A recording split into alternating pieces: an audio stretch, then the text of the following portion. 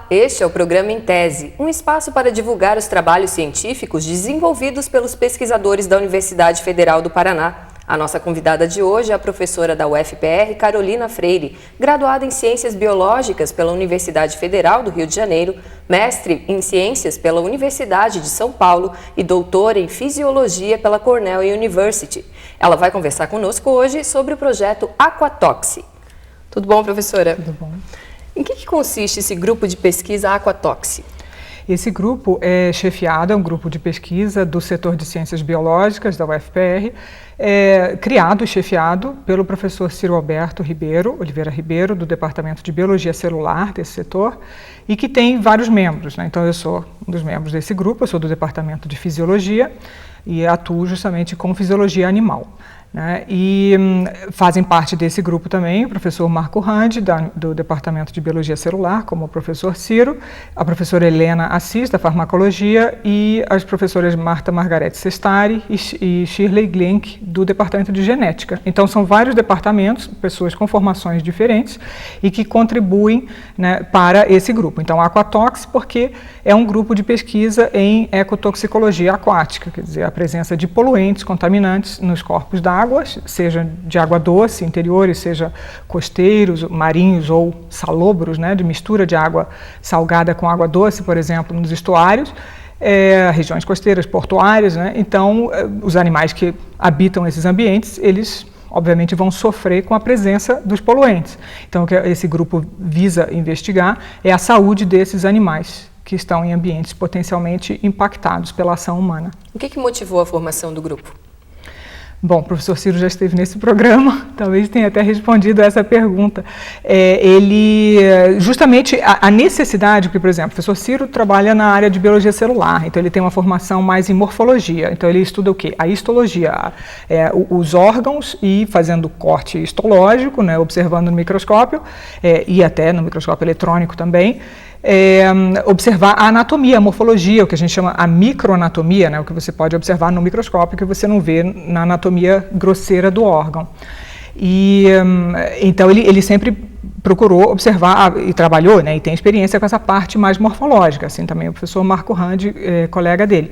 Então o que motivou é justamente, você não pode, para você ter uma ideia melhor da saúde dos animais, vamos dizer, peixes então, ou ostras ou outros moluscos, né, como ostras, você tem que ter quanto mais variáveis, quanto mais aspectos daquele animal você puder estudar e investigar, mais você vai ter uma noção completa do bem-estar dele. Então, você olha só a morfologia, vamos dizer, das gônadas, vamos dizer, do ovário, né, do testículo, ou das brânquias, que são o órgão de respiração dos animais que respiram na água, né, que captam oxigênio da água, ou o fígado desses animais, ou o rim desses animais.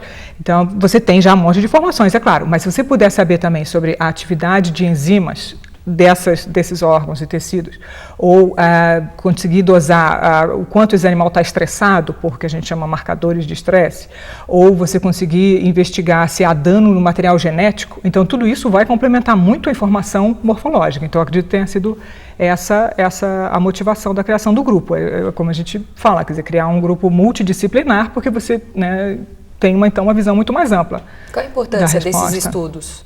A importância é que uma coisa, por exemplo, isso complementa dados químicos da água, do sedimento. Então, vamos dizer, toda a parte dos outros profissionais que trabalham com a química da água, você pode detectar metais pesados, pode detectar derivados de petróleo, pode detectar organofosforados, organoclorados, quer dizer, derivados da ação de pesticidas, né, usados na agricultura, até coliformes fecais ou, né, presença de esgoto de áreas urbanas na água, mas como saber o quanto isso está prejudicando a vida dos animais que estão lá dentro, né? Então você tem que investigar os animais e até pensando em última instância não só pela preservação do ambiente, pela preservação da biodiversidade no local, que é um aspecto importantíssimo e muito em voga hoje em dia, também a questão da saúde humana, na medida que o ser humano se alimenta desses animais também, né? Quais as principais pesquisas que têm sido feitas recentemente?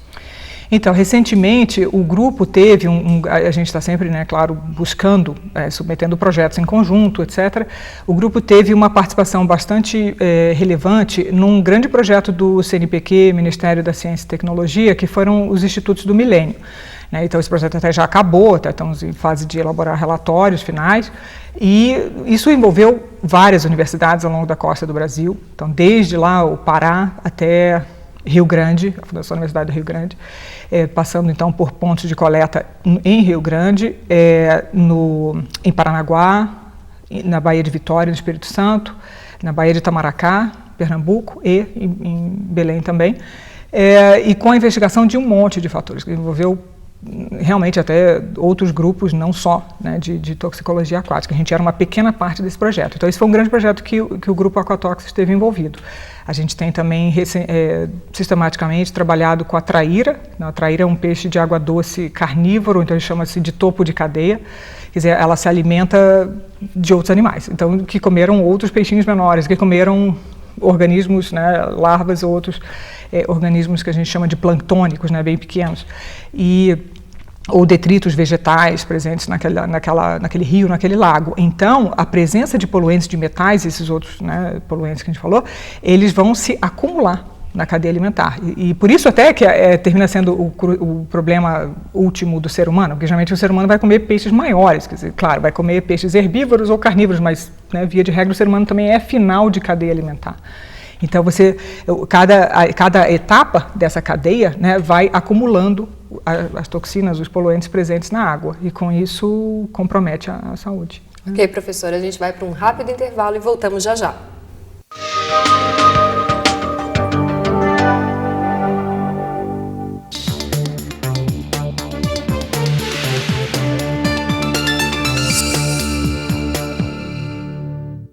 Doação de leite ajuda a salvar vidas. O Banco de Leite Humano do Hospital de Clínicas atende de segunda a sexta-feira, das 7 às 18 horas. Se você quiser doar leite humano, ligue que nós lhe daremos maiores orientações como proceder à coleta correta do leite humano. O seu leite vai ajudar a salvar a vida de muitas crianças prematuras.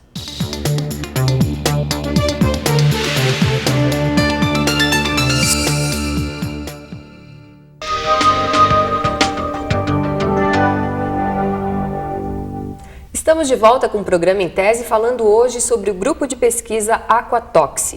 Professora, o grupo de pesquisa tem recursos suficientes para desenvolver o seu trabalho? Como que funciona essa questão financeira dentro do grupo? Bom, sempre gostaríamos de ter mais recursos, né? Mas a gente procura fazer o que pode. Então, como eu tinha falado no outro bloco, a gente teve esse bom financiamento do Instituto do Milênio, né? Foi uma pequena parte, mas foi bastante significativo, e busca fazer parcerias até fora da universidade, né? Prestar serviço, mas isso ainda não tem sido muito sistemático, né? Então estamos correndo atrás. Batalhando. Até teve uma pesquisa que eu não posso falar muito porque eu não participei, mas o professor Ciro esteve envolvido, até gerou um simpósio recentemente na universidade de derramamento de petróleo em sistemas de água doce, né, derivado de um derramamento de petróleo da refinaria da Petrobras. Agora, a partir dessas pesquisas, qual é a avaliação geral que a gente pode fazer da costa do Paraná, principalmente após a explosão do navio chileno Vicunha em novembro de 2004? Isso, bem lembrado. Então, o navio Vicunha teve essa explosão com grande derramamento, né, de metanol e óleo bunker, e também o Grupo Aquatox esteve envolvido nesse acompanhamento e justamente nessa abordagem multidisciplinar, né, vendo danos genéticos aos animais e utilizando o peixe-rei, que é um peixinho de estuário, que fica ali na região justamente da Baía de Paranaguá, né, região estuarina, e muito abundante, muito fácil de coletar. Então a gente usou ele como, a gente chama de bioindicador, é o animal que é utilizado para responder essas perguntas, né, de saúde do ambiente aquático. E então fizemos acompanhamento com coletas trimestrais, isso gera dissertações, né, teses dos alunos que vão sendo defendidas. E deu justamente para observar, pelo menos na parte do que a gente chama marcadores fisiológicos, que é a minha pequena participação no grupo, né, de avaliação do quanto o animal está, o quanto a presença, vamos dizer, dos poluentes está afetando a capacidade das brânquias e dos rins desse animal de funcionarem. Para quê? Funcionarem para manter o ambiente, o sangue dele, estável, normal, adequado para todas as outras células e tecidos funcionarem bem. Então a gente investigou, eu com a ajuda da minha aluna Luciana de Souza, que é mestranda do programa de pós-graduação em zoologia, e ela está em fase de redação. Então deu para acompanhar, inclusive fazendo projeções da progressão do óleo, que ela tem feito com a ajuda do pessoal do CIMEPAR, o dano, né, causado aos animais daquela região. Muito embora ali já é uma região, né, que recebe influências, novamente, de esgoto urbano, de agricultura, do Porto de Paranaguá, da Fospar, né, quer dizer, e outras indústrias. Então já não é uma região, né, que era uma região limpinha que teve, né, o derramamento do óleo do navio. Então é uma coisa que demora muito tempo, quer dizer, ainda tem óleo por lá, ainda... Esse dano ao ambiente, obviamente, são grandes e demora o ecossistema a se recuperar. O trabalho interdisciplinar para o desenvolvimento dessas pesquisas é importante? É extremamente importante, porque só assim, com essa visão de vários aspectos da saúde do peixe ou do outro animal, pode ser uma ostra também, é que a gente vai poder ter uma visão clara. Então também, por exemplo, também derivado do trabalho grande do Institutos do Milênio, né, do projeto que era chamado RECOS, né, Recursos Costeiros, RECOS era a abreviação do nome do projeto. A gente então investigou essas várias áreas costeiras, estuarinas ao longo da costa brasileira e dava para ver claramente que às vezes, por exemplo, podia haver alguns danos na morfologia da brânquia, por exemplo, do órgão respiratório, mas isso não resultava em problemas no transporte de sal, por exemplo, que o animal faz sal, NaCl, cloreto de sódio, né, que ele faz pelas brânquias. Então, você pode detectar um problema em um marcador, quer dizer, em um aspecto, e outro não detectar. Então, se você usasse um só, você podia até concluir que está tudo bem ali com aquele animal, porque mal bem ele está sobrevivendo, né? Não está numa situação aguda. Então ele se adapta àquele ambiente que contém aquelas substâncias, né? Agora, professora, sobre o envolvimento dos alunos nesse grupo de pesquisa, como que eles podem participar do grupo de pesquisa? Tem critérios específicos para o engajamento deles? Como que funciona isso? Funciona, vamos dizer, rotineiramente, como, né, em outros grupos de pesquisa. Então, os alunos, você pode ter participação de alunos de iniciação científica ou estágio voluntário, né, enquanto eles estão na graduação, e também pós-graduação, de acordo com o credenciamento desses docentes, né, desses professores, em diferentes programas de pós-graduação. Então, por exemplo, o professor Ciro e eu somos credenciados no programa de pós-graduação de Biologia Celular e Molecular da UFPR. Eu sou credenciada no programa de pós-graduação em Zoologia, onde eu oriento essa aluna. E a professora Helena no programa de pós-graduação em Farmacologia. E a professora Margarete e a professora Shirley no de Genética. Então, as pessoas vão trabalhar e se elas se interessam por essa área mais aplicada, né, de toxicologia, porque essa não é a única área de atuação nossa, então a gente tem alguma outra atuação. Agora, na prática, depois de concluídas as pesquisas, elas geram alguma mudança de comportamento social, algum impacto nesse sentido, alguma diversificação na conduta da sociedade ou não? Olha, o que eu posso te falar, resultado, né, das pesquisas, certamente é acadêmico, né, é a conclusão dos mestrados ou das monografias de graduação ou tese de doutorado e publicação mesmo científica em periódicos internacionais, isso tem sido possível, né, das conclusões desses trabalhos. Tem enorme interesse mundial, né, justamente no que a gente chama monitoramento mesmo dessas áreas costeiras em função, né, da preservação da saúde do ambiente, em função da crescente presença de poluentes ou de resultados da ação humana. Mas, e certamente, havendo então uma prestação de serviço, por exemplo, a gente tem um projeto de investigar a qualidade da água dos reservatórios da Sanepar. Então, isso tem um enorme efeito prático e social, né? Então, certamente teria aplicação, sim. Ok, professora, muito obrigada pela sua participação aqui no Programa em Tese. E o Programa em Tese de hoje fica por aqui. Você pode fazer suas críticas e sugestões e enviá-las para o endereço intese@ufpr.br. Até o próximo programa.